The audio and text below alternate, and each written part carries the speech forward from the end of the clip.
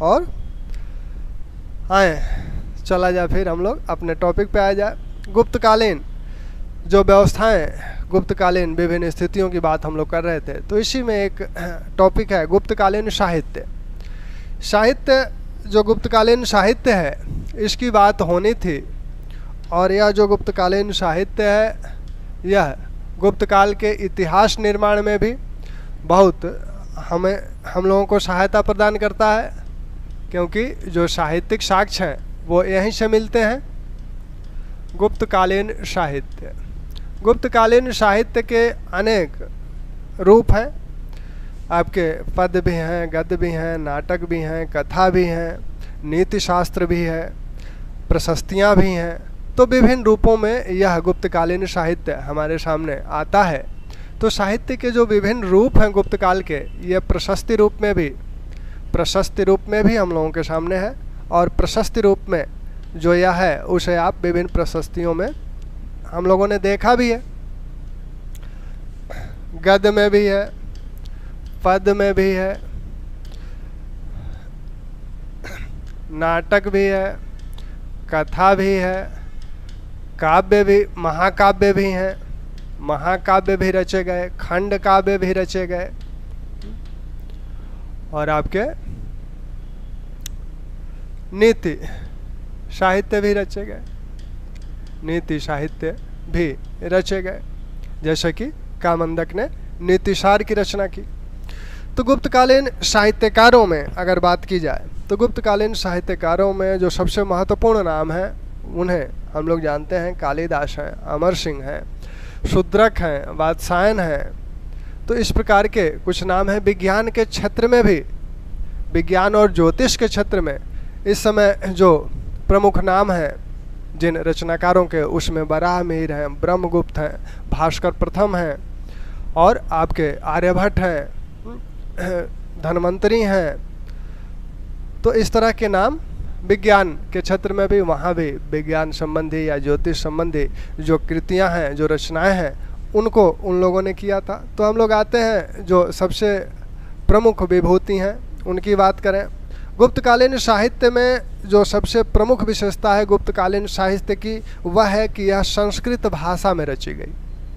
गुप्तकाल में जो राजकीय भाषा है वो संस्कृत है, और संस्कृत का जो स्वर्णकाल माना जाता है, वो 300 से 600 ईस्वी का जो समय है, वो संस्कृत का स्वर्णकाल माना जाता है।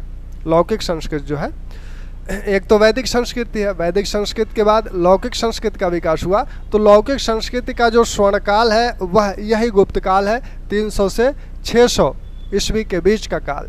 तो एक तो संस्कृत में रचनाएं हुई।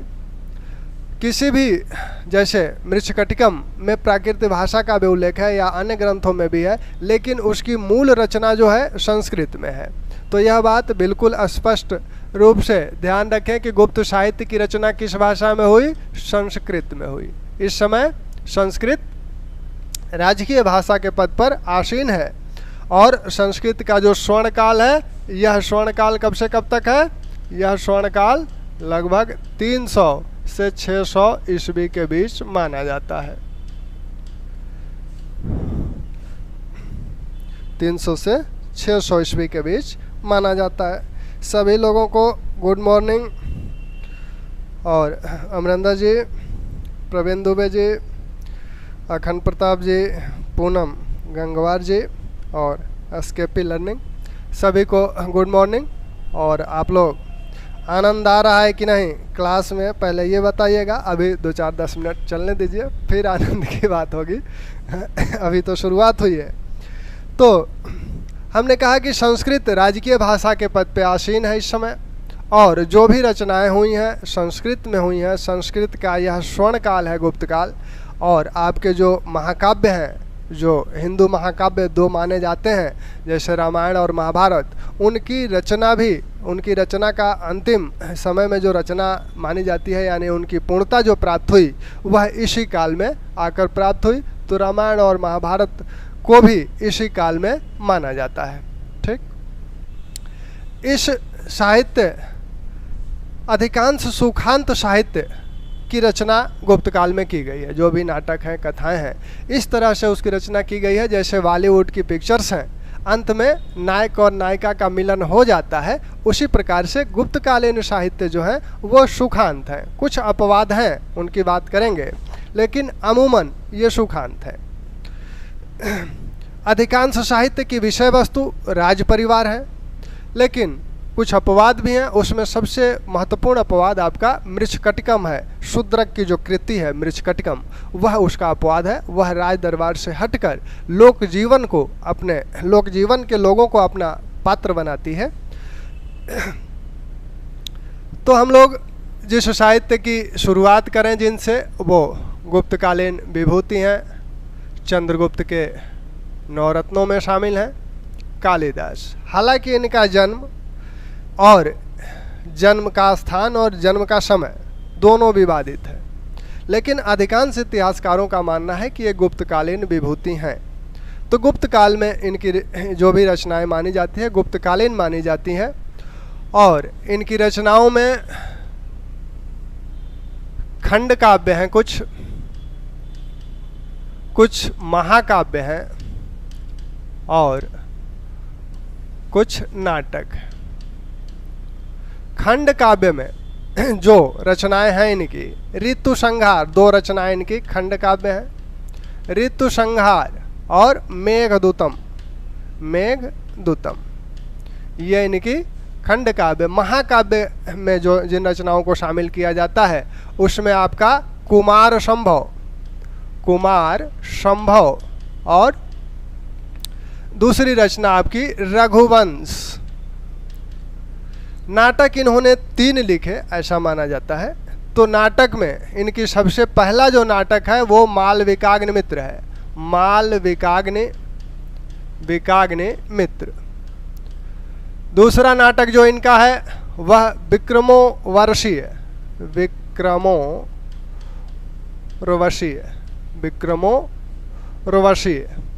और तीसरा नाटक अभिज्ञान शाकुंतलम।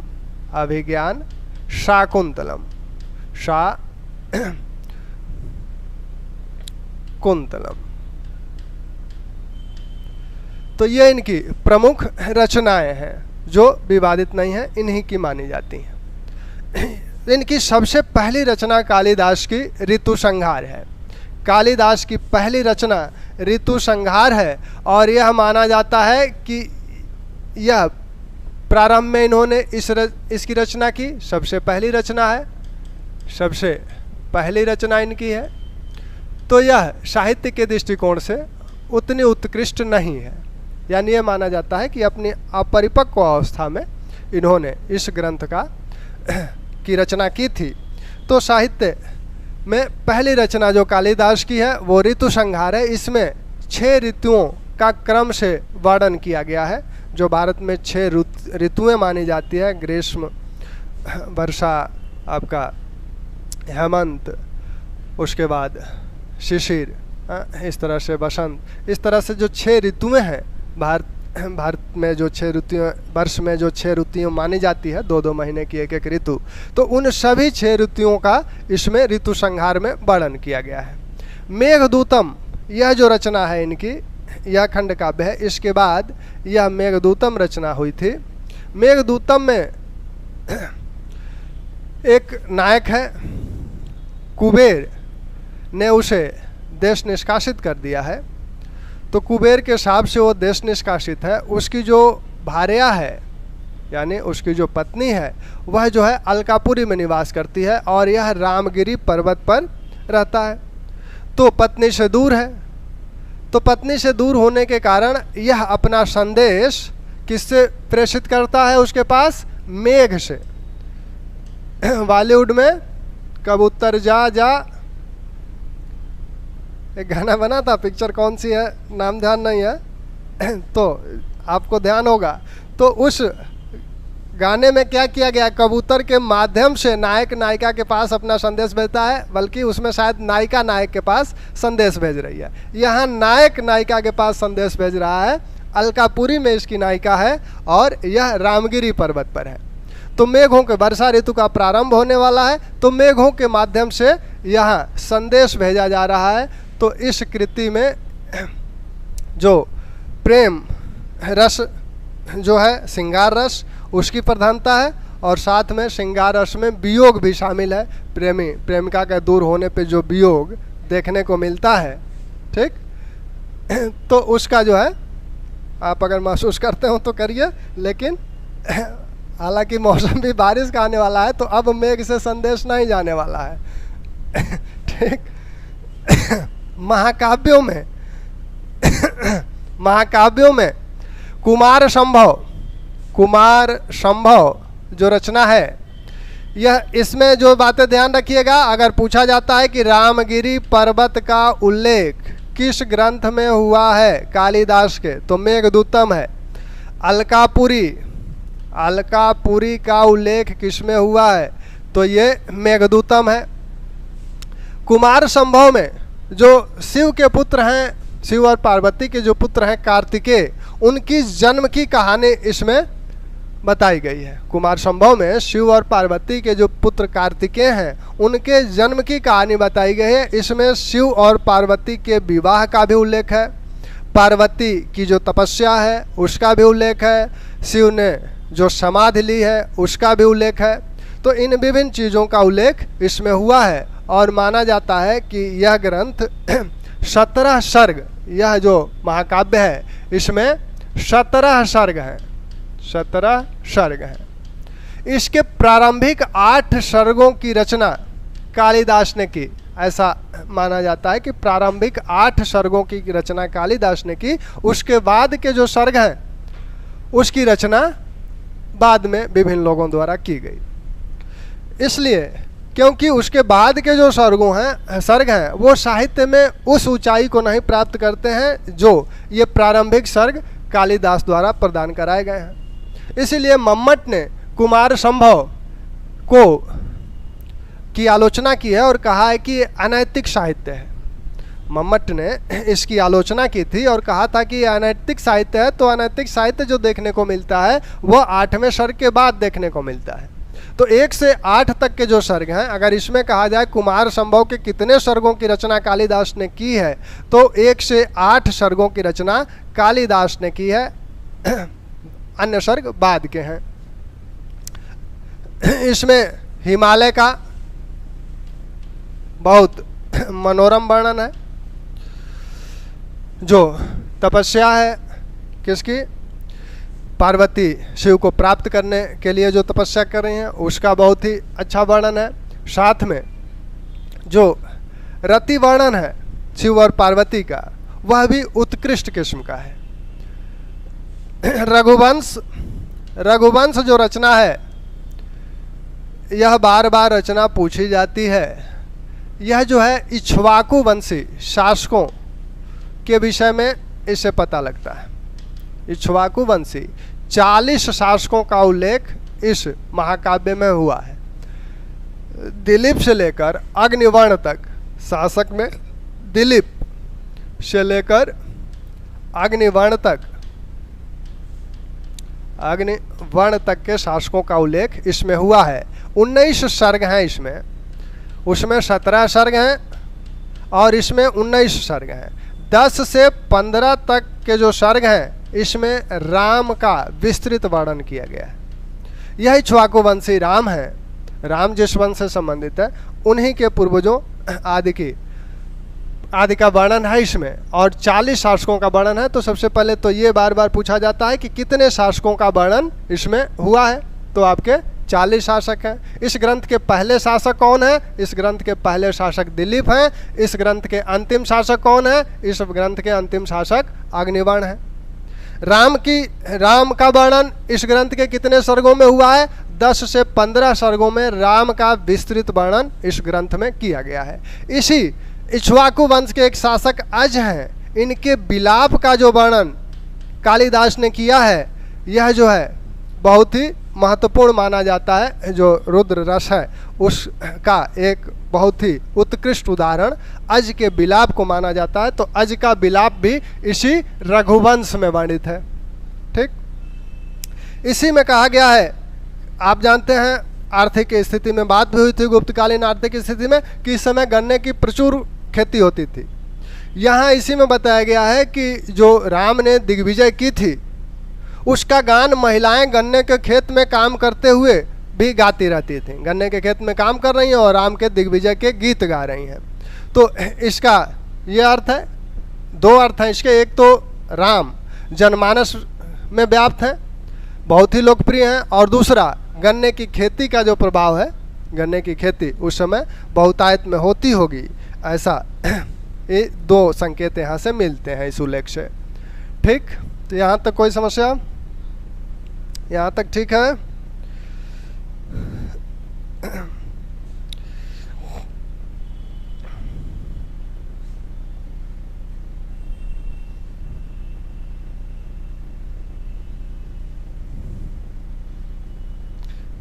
अखंड प्रताप जी क्या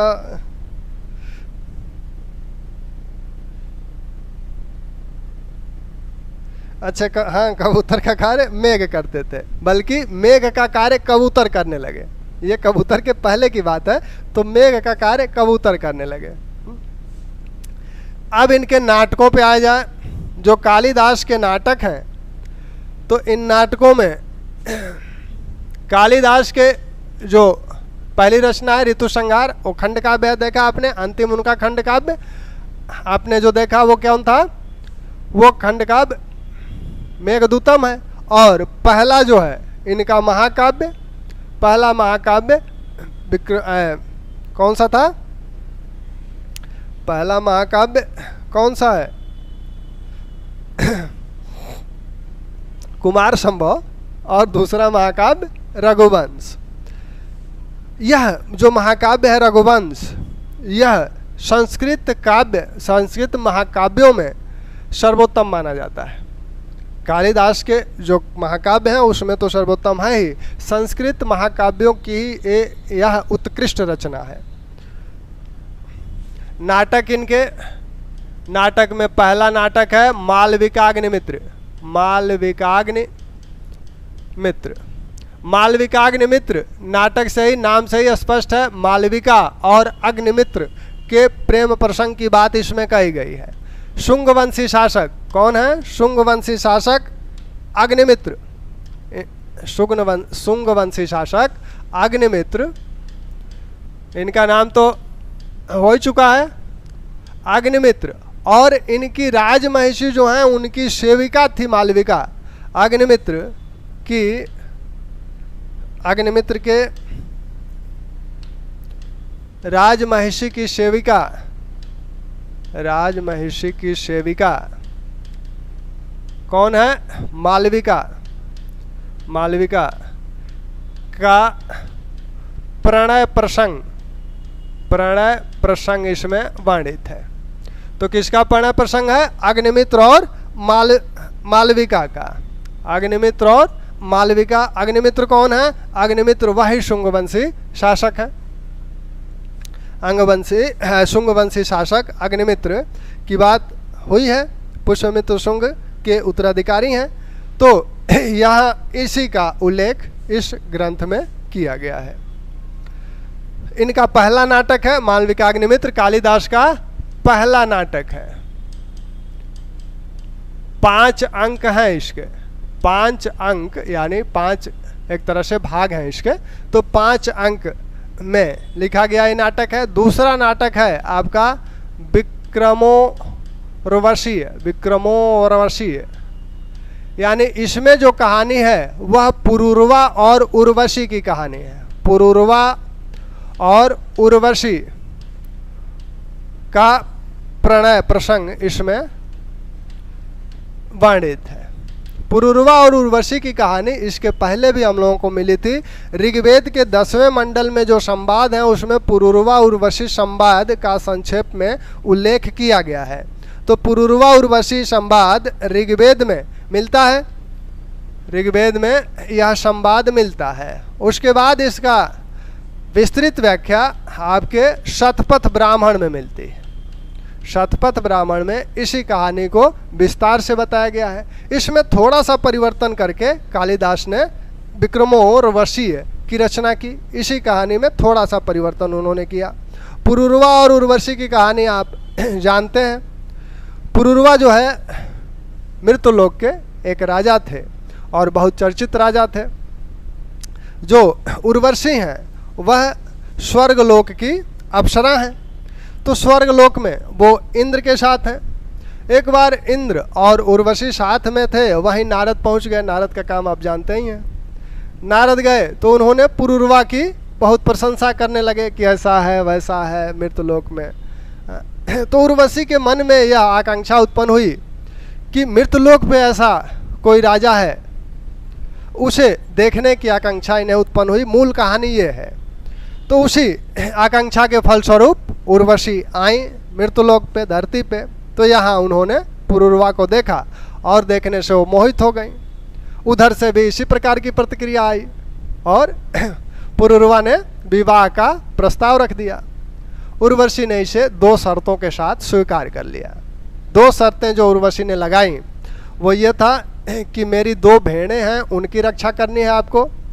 तो अब ऐसे प्रतापी राजा के लिए भेड़ों की रक्षा करना कौन सी बड़ी शर्त थी। उन्होंने मुस्कुराते हुए हाँ कर दिया, ठीक है। दूसरी शर्त इन्होंने रखी कि सहवास के अलावा आपको जब भी मैं नग्न देखूंगी स्वर्गलोक चली जाऊंगी। उन्होंने कहा ठीक है, ये भी सही। इंद्र को अब बड़ी ईर्ष्या होने लगी। इंद्र को ईर्ष्या इसलिए होने लगी कि इंद्र की ये अप्सरा थी और मृत्युलोक आ गई थी। तो लोग अब सुनाते रहे होंगे कि देखो इंद्र को छोड़ के चली गई ऐसे इस तरह से। तो इंद्र को हीनता की भावना इसमें महसूस होने लगी। उन्होंने अब एक षड्यंत्र रचना शुरू किया कि कैसे इन दोनों लोगों में अलगाव किया जाए। तो इसीलिए उन्होंने कुछ लोगों को भेजा कि जाओ भेड़ों को चुराओ। तो भेड़ों को ये लोग रात्रि में अपने शयन कक्ष में थे, तभी कुछ लोग आके भेड़ों के चुराने लगे। भेड़ों की आवाज़ सुनकर उर्वशी ने कहा कि आप जाइए देखिए भेड़ों को कोई नुकसान कर रहा है। ये उसी अवस्था में भेड़ों को बचाने के लिए चले गए, जंगल में जाके भेड़ों को बचा लिए। लेकिन फिर इनके पीछे पीछे उर्वशी भी गई। रात्रि का समय था, वो उन्हें नहीं देख पाती, लेकिन इंद्र ने तभी बिजली चमकाई और उर्वशी ने उन्हें नग्नावस्था में देख लिया। उसी समय उर्वशी स्वर्गलोक चली गई। बाद में पुरुरवा ने बहुत प्रयास किया, फिर उर्वशी से मिलन हुआ और उर्वशी ने एक शर्त रखी कि वर्ष में एक बार मैं मृत्युलोक आऊँगी। तो ये कहानी थी। यहाँ कालिदास ने क्या किया, कहानी वही शुरू से चल रही है। यहाँ ये दिखाया गया कि पुरुरवा ने उर्वशी की रक्षा एक राक्षस से की और उसके बाद विवाह का प्रस्ताव रखा और उर्वशी ने 2 शर्तों के साथ विवाह के प्रस्ताव को स्वीकार कर लिया। तो यह प्रणय निवेदन की एक प्रमुख कृति है। कालिदास की जो सर्वोत्कृष्ट कृति है वो है अभिज्ञान शाकुंतलम। अभिज्ञान शाकुंतलम, शाकुंतलम। यह इसकी जो कथा है यह महाभारत के आदि पर्व से ली गई है।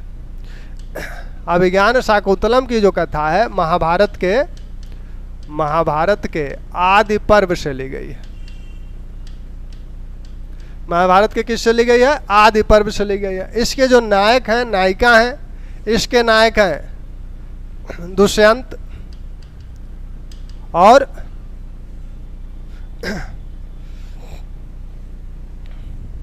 इसके जो नायक हैं दुष्यंत हैं और नायिका जो है शकुंतला है। शकुंतला है। नायक दुष्यंत हैं और नायिका इसकी शकुंतला है। तो दुष्यंत कहाँ के राजा हैं? हस्तिनापुर के राजा हैं। ये कहाँ के राजा हैं? हस्तिनापुर के राजा हैं। हस्तिनापुर के, ठीक।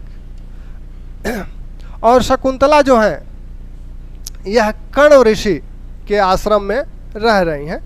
एक कन्या है जिन्हें कण्व ऋषि ने लालन पालन क्या किया था, तो कण्व ऋषि के आश्रम में ये रह रही हैं, ठीक। तो कण्व ऋषि के जब आश्रम में रह रही थी तो वहीं एक बार आखेट करते हुए दुष्यंत पहुंचे। जंगल में यह आश्रम रहा होगा, आखेट करते हुए शिकार करते हुए वहां पहुंचे। वहां कुछ दिन विश्राम किए और इसी बीच शकुंतला और दुष्यंत में समागम हुआ। उस समय जो कण्व ऋषि हैं वो तीर्थ यात्रा पे गए हुए थे। जब वो तीर्थ यात्रा से लौट कर आए जब यह सूचना सुने तो बड़े हर्षित हुए। दुष्यंत कुछ दिन रहे थे और उसके बाद उन्होंने एक अंगूठी शकुंतला को भेंट करके फिर अपने राज्य चले गए। जब कण्व ऋषि आए, इसी बीच क्या हुआ था कि दुर्वासा ऋषि आश्रम में आए थे। दुर्वासा ऋषि जब आए थे तो उस समय शकुंतला जो है वह दुष्यंत के वियोग में मग्न थी। दुर्वासा का इन्होंने आदर सत्कार नहीं किया। दुर्वासा के विषय में आप जानते ही हैं कितने क्रोधी थे। उन्होंने तत्काल शाप दिया शकुंतला को कि जिसके याद में डूबी हुई हो वह तुम्हें भूल जाएगा। तो यह भूलने की बात हो गई। जब कण्व ऋषि आए तो उन्होंने कहा ठीक है बेटी, जाओ तुम अब उनके यहाँ, अब तुम दुष्यंत के यहाँ जाओ। तो दुष्यंत के यहाँ भेज दिया उन्होंने, लेकिन बीच में जो है यात्रा के बीच में अंगूठी गिर गई, कहीं भूल गई। दुष्यंत के पास अब दिखाने को क्या था, राजा आदमी, तमाम लोग रोज मिलते हैं, तो वह नहीं पहचाने। अब शकुंतला क्या करें, तभी एक दिव्य ज्योति ने स्वर्गलोक उठा ले गई। वहाँ ये अपनी माता मेनका थी, वहाँ मेनका के साथ ये रहने लगी। जब देवासुर संग्राम हुआ तब देवासुर संग्राम में दुष्यंत देवताओं का सहयोग करने के लिए स्वर्गलोक गए और वहीं पर शकुंतला और दुष्यंत के बीच मिलन हुआ। तो कालिदास ने इसे सुखांत स्वरूप लाकर दे दिया। तो सुखांत जो विशेषता है गुप्तकालीन साहित्य की वह इसमें भी दिखती है। तो ये कहानी आपकी, तो यहाँ क्या क्या चीज़ें आपको ध्यान रखने वाली चीज़ें हैं। 7 अंक का नाटक है, 7 अंक का नाटक है। वो नाटक आपके 5-5 अंक वाले दोनों हैं। इसके पहले वाले आदि पर्व से लिया गया है। इसके नायक जो है कौन है, इसके नायक दुष्यंत हैं। ये कहाँ के हैं, हस्तिनापुर के राजा हैं। ठीक। शकुंतला जो है ये कण्व ऋषि के आश्रम में, कण्व ऋषि की पालिता हैं, कण्व ऋषि के आश्रम में रह रही हैं। तो कण्व ऋषि का उल्लेख हुआ है, दुर्वासा का उल्लेख हुआ है, दुर्वासा का उल्लेख हुआ है। ठीक। और इसी प्रकार आपका देवासुर संग्राम का भी उल्लेख इस ग्रंथ में हुआ है। ठीक। तो देवासुर संग्राम का भी इस ग्रंथ में उल्लेख हुआ है। ठीक। तो इतनी बातें आपको इस ग्रंथ में ध्यान रखनी है।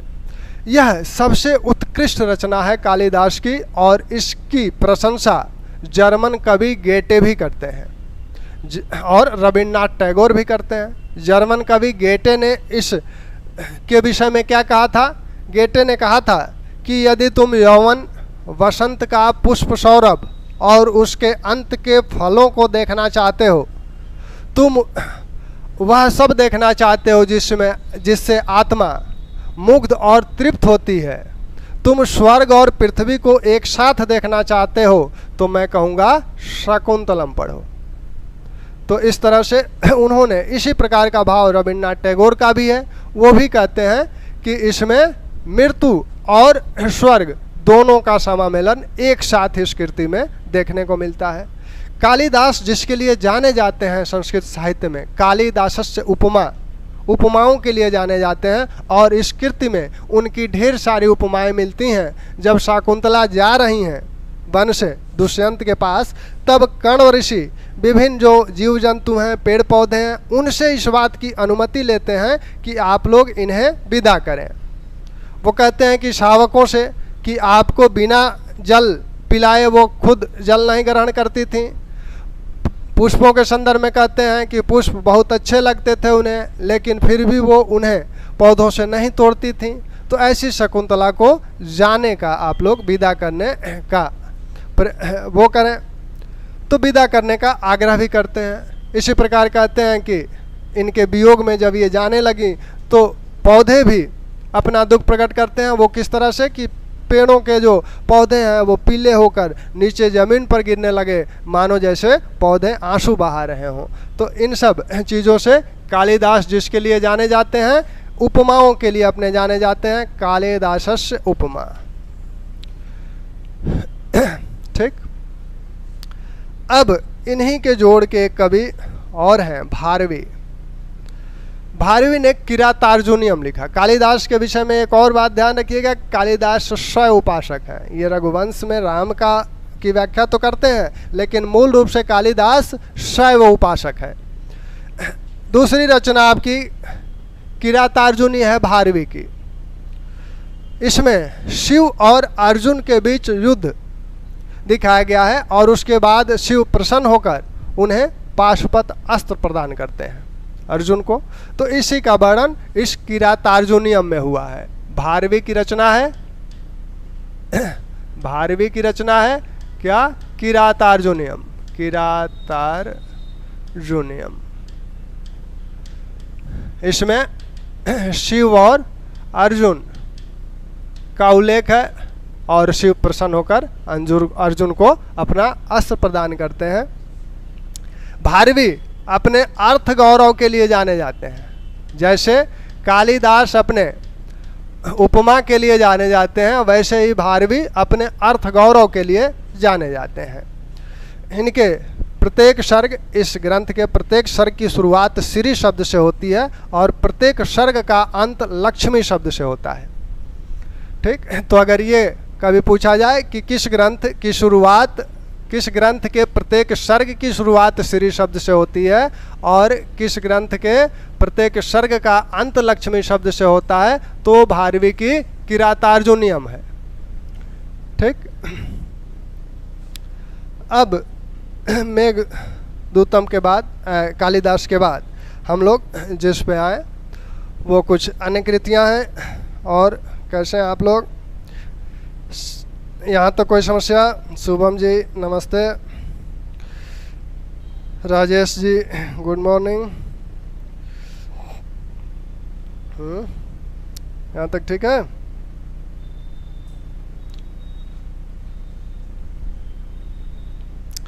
अब एक रचना जो है शूद्रक, शूद्रक। अच्छा, इसमें कालिदास की रचनाओं में भी कुछ रचनाएं ऐसे हैं जिनसे ढेर सारी चीज़ें हम लोग पहले भी देख चुके हैं उनकी। जैसे आपका रघुवंश है या कुमार संभव है। तो कुमार संभव में एक बात बताई गई है कि उस समय लोग मदिरा पान भी करते थे। तो यहाँ इस कुमार संभव में कालिदास इस तरह की संभावना व्यक्त करते हैं और बताते हैं कि महिलाएं भी इस समय मदिरा पान करती थीं। क्यों? पीछे कारण क्या था? कारण ये था कि उनका मानना था कि मदिरा पान करने से जो सौंदर्य का आकर्षण है वो बढ़ जाता है। मदिरा पान करने से सौंदर्य का आकर्षण बढ़ जाता है, इसलिए इस समय महिलाएं भी मदिरा पान करती हैं, ऐसा उन्होंने कुमार संभव में कहा है। रघुवंश में वो चंदन की बात करते हैं कि जो कावेरी और नागपर्णी नदी के क्षेत्र में चंदन बहुतायत में मिलता था। ठीक।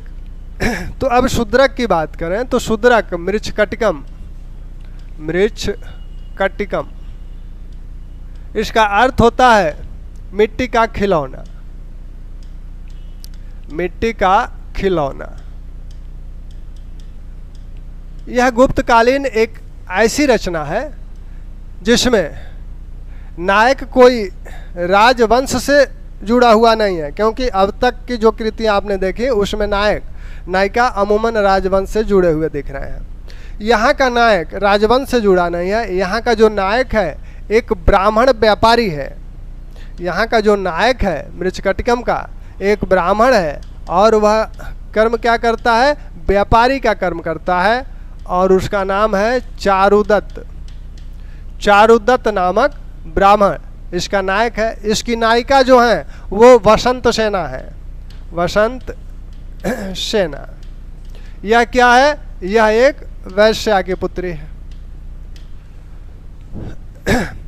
वैश्या की पुत्री होने के बाद भी वसंत सेना बहुत ही शुद्ध रूप से चारित्रिक है और चारुदत्त इनसे प्यार करते हैं और यह हर संभव प्रयास करती है उसको निभाने का।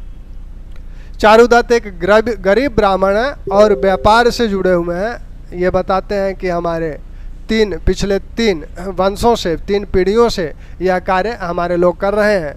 तो एक तो बात आपने जो देखा था कि विभिन्न वर्ण के लोग अन्य वर्णेतर कार्य भी करते थे, तो ये व्यापारी हैं, ब्राह्मण हैं। यह जो है वसंत सेना वैश्या है। इस कृति में, कृति तो है संस्कृत भाषा में ही, भाषा तो इसकी संस्कृत ही है, लेकिन उस समय के जितने भी प्राकृत जो भाषाएं हैं वो मौजूद थीं, उन सभी प्राकृत भाषाओं का उल्लेख इसमें हुआ है। तो इसमें सभी प्राकृत भाषाओं का भी उल्लेख हुआ है। अब प्राकृत भाषाओं और संस्कृत भाषाओं में एक बात और ध्यान रखिएगा कि गुप्तकालीन जो साहित्य है उसमें संभ्रांत लोगों से संस्कृत में बोलवाया जा रहा है और निम्न वर्गों और महिलाओं को प्राकृत भाषा में बोलवाया जाता था। इसमें संभ्रांत वर्ग को संस्कृत भाषा में बोलवाया जा रहा है और निम्न वर्गों तथा महिलाओं को प्राकृत भाषा में बोलवाया जाता था। ठीक, तो ये आपके इसमें इस ग्रंथ में देखने को मिलता है। इसी ग्रंथ में यह बताया गया है कि ब्राह्मण और शूद्र एक ही कुएं से पानी पीते थे। ब्राह्मण और शूद्र एक ही कुएं से पानी पीते थे, यह मृच्छकटिकम में बताया गया है। दूसरी बात इसी में कहा गया है कि उज्जैनी में कुछ अधिकारी शूद्र भी थे। उज्जैनी में कुछ अधिकारी शूद्र भी थे। ठीक, तो ये आपका मृच्छकटिकम की ये विशेषताएं हैं। सभी प्राकृतिक भाषाओं का उल्लेख हुआ है। पहली ऐसी कृति है जिसमें नायक और नायिका राजवंश से जुड़े हुए नहीं हैं, संभ्रांत वर्ग से जुड़े हुए नहीं हैं, बल्कि आम जनों से लिए गए हैं। ठीक, तो ये आपके शूद्रक हैं। कुछ अन्य कृतियां हैं जिनको पंचतंत्र विष्णु शर्मा ने इसे लिखा था। गुप्तकालीन विभूति माने जाते हैं। पंचतंत्र माना जाता है कि एक पाटलिपुत्र के राजा हैं अमर्त्यवर्मन, उनके जो कुछ पुत्र थे बड़े वो मूर्ख थे, उनको ज्ञानी बनाने के लिए विष्णु शर्मा ने पंचतंत्र की रचना की। इसमें जो भाग हैं पंचतंत्र में मित्रभेद, मित्रलाभ, मित्रभेद, मित्रभेद, संधि विग्रह, संधि विग्रह, लब्ध प्रमाण, परिचित कारक। तो ये 5 भाग पंचतंत्र के माने जाते हैं। मित्र लाभ का मतलब मित्रता के क्या लाभ होते हैं, मित्रों से क्या क्या लाभ मिलता है, अगर मित्रों के बीच भेद हो तो उससे क्या क्या नुकसान है, क्या लाभ है। संधि विग्रह, संधि से और विग्रह से क्या लाभ है। लब्ध प्रमाण, जो चीज़ प्राप्त हुई है उससे क्या क्या, उसके खोने से क्या नुकसान है। तो इस तरह की बातें। परीक्षित कारक, यानी जो भी कर्म किया गया है उसको पहले परीक्षित किया गया है कि नहीं, तो इसे कहें कि पूर्व परीक्षित कारक। तो पूर्व परीक्षित कारक, इन सभी 5 के लिए एक एक मुख्य कहानियाँ इसमें दी गई हैं और उसके सपोर्ट के लिए अनेक गौण कहानियाँ दी गई हैं। तो ये कथा साहित्य है, सबकी एक प्रमुख कथा है और साथ में इनके गौण कथाएं भी सपोर्ट के लिए इनके साथ हैं। तो ये पंचतंत्र की रचना है। पंचतंत्र इतना विख्यात है कि लगभग विश्व के 50 भाषाओं में इसका अनुवाद हो चुका है। पंचतंत्र का अनुवाद विश्व के लगभग 50 भाषाओं में इसका अनुवाद हो चुका है। इस पंचतंत्र का अनुवाद अरबी में भी हुआ, अनवारे कालिला व दिमना नाम से। इब्न अलबुकफ ने इसका अरबी में भी अनुवाद किया। अरबी में इसका अनुवाद किस नाम से, कालिला, कालिला व दिमना, दिमना नाम से। इसका फारसी में अनुवाद, कई अनुवाद हुए, जिसमें आपका अबुल फजल का जो अनुवाद है फारसी का, अनवारे सहेली, ठीक।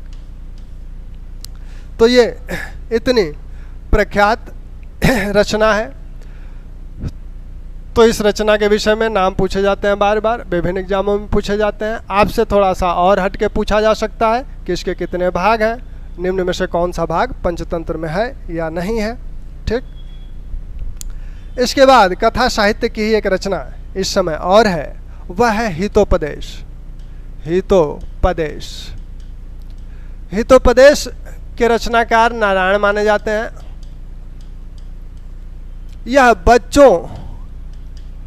बच्चों को सदाचार की शिक्षा देने के लिए इसकी रचना की गई थी। हितोपदेश में भी 4 भाग हैं, एक मित्रभेद, मित्रलाभ और आपके संधि विग्रह। मित्रभेद, मित्रलाभ, संधि विग्रह, ये 4 भाग इसके भी हैं। तो यह भी कथा साहित्य में वर्णित है। दूसरी जो रचना अमर सिंह की है, अमर कोश, तो यह एक कोश है, शब्दकोश है। तो अमर कोश की रचना किसने की? अमर कोश के रचनाकार हैं अमर सिंह, नवरत्नों में शामिल है चंद्रगुप्त के, ठीक। विभिन्न बातें इनसे मिलती हैं। गुप्तकालीन इतिहास को जानने में बहुत सहायक ग्रंथ है ये। एक ग्रंथ आपका कामसूत्र वात्स्यायन की रचना है, इसी समय के विभूति माने जाते हैं। इस ग्रंथ में 64 कलाओं का उल्लेख हुआ है, 64 कलाओं का उल्लेख हुआ है। इन 64 कलाओं में जितने भी कलाएं हैं लगभग, जैसे धातु शिल्प कला भी इस 64 कलाओं में है। कि जैसे सुनारों के समय कि सुनार या कोई आभूषण जो बनाता है उसे कितनी धातु मिक्स करनी चाहिए, रत्नों के पहचान कैसे होनी चाहिए, तो इन सब कलाओं का भी इसमें उल्लेख हुआ है। नागरिक जीवन के विषय में एक नागरिक को किन किन कलाओं का ज्ञान होना चाहिए उसकी बात भी इसमें कामसूत्रा में बताई गई है। और इसमें गणिकाओं के प्रशिक्षण की भी बात कही गई है। गणिकाओं के प्रशिक्षण का भी उल्लेख इस कृति में किया गया है, ठीक। आपने गणिकाओं के संबंधित गुप्त काल में गणिकाएं भी हैं, देवदासियां भी हैं। देवदासियों का उल्लेख किसने किया है गुप्त काल में? देवदासियों की बात आपके कालिदास ने किया है। कालिदास ने मेघदूतम में जो उज्जैन के महाकाल मंदिर है वहाँ पे देवदासियों द्वारा नृत्य किए जाने का उल्लेख किया हुआ है। तो इस तरह से आपके ये साहित्यिक संबंधी कुछ रचनाएं हैं।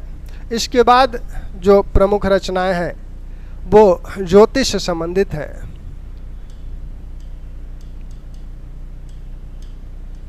वराह मिहिर इसी काल की विभूति हैं।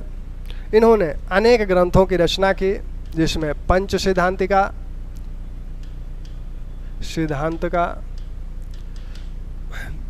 बृहत संहिता, बृहद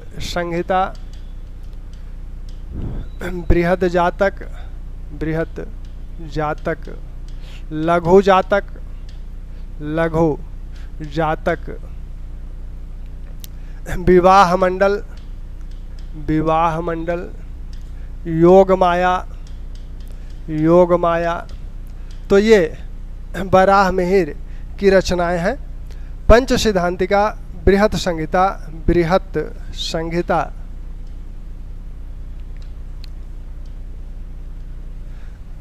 बृहद जातक, लघु जातक, विवाह मंडल, योग माया। बराहमिहिर ज्योतिषाचार्य हैं और मूल रूप से ये ज्योतिष के इतिहासकार के रूप में जाने जाते हैं। ये किस रूप में जाने जाते हैं? ज्योतिष के इतिहासकार के रूप में, ज्योतिष के इतिहासकार हैं। बराहमिहिर ज्योतिष के इतिहासकार के रूप में जाने जा रहे हैं और इन्होंने जो पहले से ज्योतिष के सिद्धांत थे, वशिष्ठ, पैतामह, सूर्य, वशिष्ठ, पैतामह, सूर्य, ये 3 सिद्धांत पहले से ही भारतीय ज्योतिष में थे। इन्होंने पोलिश, रोमक, पोलिश और रोमक 2 सिद्धांतों को भारतीय ज्योतिष में शामिल किया। तो भारतीय ज्योतिष में जो 5 सिद्धांत हैं, पंच सिद्धांतिका, इसी पे आधारित है, जिसमें आपके 5 सिद्धांत भारतीय ज्योतिष के हैं, वशिष्ठ, पैतामह, सूर्य, पोलिश, रोमक। ये जो पोलिश और रोमक सिद्धांत हैं, हम लोगों ने इंडो ईरानियों के संदर्भ में भी ये बात की थी कि यह जो पोलिश और रोमक सिद्धांत हैं, ये किससे आए हुए हैं? यूनान का प्रभाव इन पर है, यूनानियों का प्रभाव है, यूनानियों का प्रभाव इस पर है। इसीलिए बराहमिहिर यूनानियों को क्या कहते हैं? इंडो यूनानियों को वो कहते हैं कि बर्बर तो हैं, लेकिन ज्योतिष का ज्ञाता होने के कारण ऋषियों जैसे पूजनीय है, आदरणीय है। तो यही कहते हैं कि यवनों को कि यवन बर्बर हैं, परंतु ज्योतिष का ज्ञाता होने के कारण क्या है? पूजनीय है या सम्माननीय है। ठीक, तो ये आपके ठीक है। अब इनकी जो अन्य कृतियां हैं, जैसे बृहत संहिता, इतिहास के लिए बहुत ही महत्वपूर्ण कृति है। ढेर सारी चीज़ें भारतीय गुप्तकालीन इतिहास के संदर्भ में यहाँ से मिली थी, जिसका हम लोगों ने आर्थिक स्थिति में भी जिक्र किया था। यहीं पर वर्षा संबंधी बातें की गई हैं, यहीं पर दुर्भिक्ष यानी अकाल पड़ने की संभावनाओं की बातें की गई हैं, कब कब कैसे कैसे अकाल पड़ सकता है। यहीं पर विभिन्न फसलों में जो रोगे होते हैं, पौधों में जो रोग होते हैं, वो कैसे होते हैं, उनके उपचार कैसे किए जा सकते हैं। तो इन सारी बातों का उल्लेख इस बृहत संहिता में किया गया है। बराहमिहिर की ये आपकी उपलब्धियां रही हैं।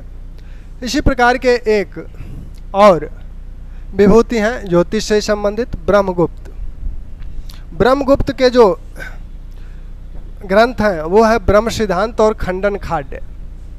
ब्रह्म सिद्धांत और खंडन खाड्य ब्रह्मगुप्त की कृतियां हैं। यही ब्रह्मगुप्त न्यूटन से पहले ये बताते हैं कि पृथ्वी का ये स्वाभाविक गुण है कि वह ऊपर की सभी वस्तुओं को अपनी तरफ खींचती है। तो एक तरह से न्यूटन का जो सिद्धांत आया, उसके पहले ब्रह्मगुप्त इस सिद्धांत को कह चुके हैं। यहाँ जो बराहमिहिर यवनों की जो प्रशंसा कर रहे हैं, ब्रह्मगुप्त इसकी आलोचना करते हैं। भारतीय ज्योतिष में यवन ज्योतिष के सिद्धांतों के प्रवेश कराने की ये आलोचना करते हैं। साथ ही जो विभिन्न बातें जैन सिद्धांत में 2 सूर्य 2 चंद्र आदि की कल्पना की गई है, उसकी भी आलोचना करते हैं। इनका भी मानना है कि सूर्य केंद्र में है और पृथ्वी उसका चक्कर लगाती है और पृथ्वी का चक्कर चंद्रमा लगाता है, और 2 सूर्य चंद्रमा की जो परिकल्पना है जैनियों द्वारा, उसका भी ये खंडन करते हैं। तो ब्रह्मगुप्त क्या करते हैं? ब्रह्मगुप्त के जो ब्रह्मगुप्त की जो पुस्तकें हैं, जो ग्रंथ है ब्रह्म सिद्धांत, खंडन खाड्य, इन दोनों पुस्तकों का अनुवाद अरबी में हुआ सबसे पहले। अल-फाजरी और अल-बरूनी द्वारा इन पुस्तकों का अनुवाद किया गया था। अशित हिंद नाम से इसका अनुवाद किया गया था और अल-कर्कवंद नाम से इसका अनुवाद किया गया था, अल-फाजरी और अल-बरूनी द्वारा। तो इसका अरबी में अनुवाद सबसे पहले की कृतियां हैं जिनका अरबी में अनुवाद हुआ। अरबी में अनुवाद हुआ किसने किया? अल-फाजरी और अल-बरूनी ने। अल-बरूनी ने इनका अनुवाद किया। ब्रह्मगुप्त कहते क्या हैं? भारतीय ज्योतिष में जो यवन सिद्धांत शामिल किए गए हैं इनका, जैसे पोलिश और रोमन जो शामिल किया गया है, इसकी ये आलोचना करते हैं कि ये शामिल नहीं होने चाहिए। जैनियों के जो 2 सिद्धांत हैं, 2 सूर्य के 2 चंद्र के, इसकी आलोचना करते हैं। इन सिद्धांतों की भी ये आलोचना करते हैं कि ये सिद्धांत ऐसा नहीं है। तो हम लोगों ने आज जिन ग्रंथों को देखा वो ग्रंथ हैं जो साहित्य के। अब एक चीज़ और, थोड़ा सा अभी विज्ञान वाले ग्रंथों को, अभी आर्यभट्ट ज्योतिष और गणित दोनों से संबंधित है। सबसे पहले विद्वान हैं जिन्होंने गणित को ज्योतिष से अलग किया, तो उनकी चर्चा भी होगी। अब थोड़े से प्रशस्तिकार हैं, प्रशस्तिकारों को जो आप पहले से जानते हैं उनके विषय में कुछ आपको लिखना नहीं है, बस थोड़ा सा ध्यान दीजिए। इस समय प्रशस्तियाँ यानी प्रशंसा में लिखी जाती थी। जिस शासक के शासनकाल में लिखी जाती थी तो उनके प्रशंसा में लिखी जाती थी। तो पहली प्रशस्ति गुप्त काल की प्रयाग प्रशस्ति आपको दिखती है। प्रयाग प्रशस्ति के विषय में आप ढेर सारी बातें जानते हैं। इस प्रशस्ति में इस लेख को, जो प्रशस्ति है, इसे काव्य बोला गया है, तो इसे भी काव्य का ही, साहित्य का ही रूप माना जाता है। और इसमें आपने देखा भी था कि इसे पद और गद दोनों में लिखा गया है। इस प्रकार यह चंपू शैली का एक उत्कृष्ट उदाहरण है। दूसरी जो प्रशस्ति है वह जो चंद्रगुप्त के मंत्री हैं वीरसेन, उनके द्वारा लिखा गया है उदयगिरी लेख। चंद्रगुप्त का जो था वो भी एक प्रशस्ति के रूप में मानी जाती है, उसे भी काव्य का रूप दिया जाता है। तीसरी प्रशस्ति जो है वो कुमारगुप्त प्रथम के समय का है, मंदसौर अभिलेख। तो इस प्रशस्ति में इसकी रचना किसने की? वत्सभट्टी नामक विद्वान ने की थी। और इसमें वह स्वयं बताता है कि हम शब्द, अर्थ, व्याकरण के ज्ञाता हैं, व्याकरण राजनीति के ज्ञाता हैं, साथ में कवि हैं और पाटलिपुत्र के निवासी हैं। तो वत्सभट्टी की जो मंदसौर अभिलेख है उसमें भी 44 श्लोक हैं और प्रयाग प्रशस्ति में आपके 33 श्लोक थे। तो ये प्रशस्तियाँ भी एक काव्य के रूप में मानी जाती हैं। ठीक, ये इस समय जो सबसे महत्वपूर्ण शैली थी वो वैदर्भी और गौड़ी शैली है। गुप्तकालीन साहित्य की जो शैलियाँ हैं, वैदर्भी शैली के आचार्य या माने जाते हैं कालिदास की जो कृतियाँ हैं वो वैदर्भी शैली में मानी जाती हैं। तो ये गुप्तकालीन साहित्य की कुछ विशेषताएं हैं। थोड़ा सा शेष इसमें रह गया है जो कि विज्ञान से संबंधित है, चिकित्सा विज्ञान से संबंधित है और आपके गणित से संबंधित है। तो उनको पूरा करके हम लोग गुप्तकालीन कला और धार्मिक स्थिति की ओर चलेंगे। धार्मिक स्थिति को यहाँ अलग से थोड़ी सी जो सूचनाएं हैं वो करा देंगे, क्योंकि हम लोगों का बौद्ध और जैन धर्म हम लोग कर चुके हैं, ब्राह्मण धर्म बचा हुआ है। तो ब्राह्मण धर्म का विकास और प्रारंभ और विकास दोनों को एक साथ देखा जाएगा। गुप्त काल में जो धर्म है उसकी सिर्फ चर्चा होगी, उसके उत्थान और विकास की चर्चा धर्म में हम लोग इसके बाद के टॉपिक को करेंगे, उसमें कर लेंगे। ठीक, अभी कुछ पूछना है?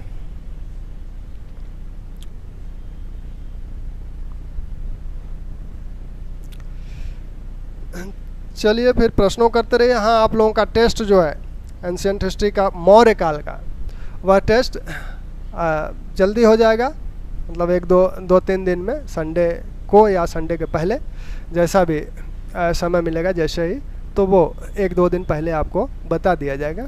ठीक, थैंक्स।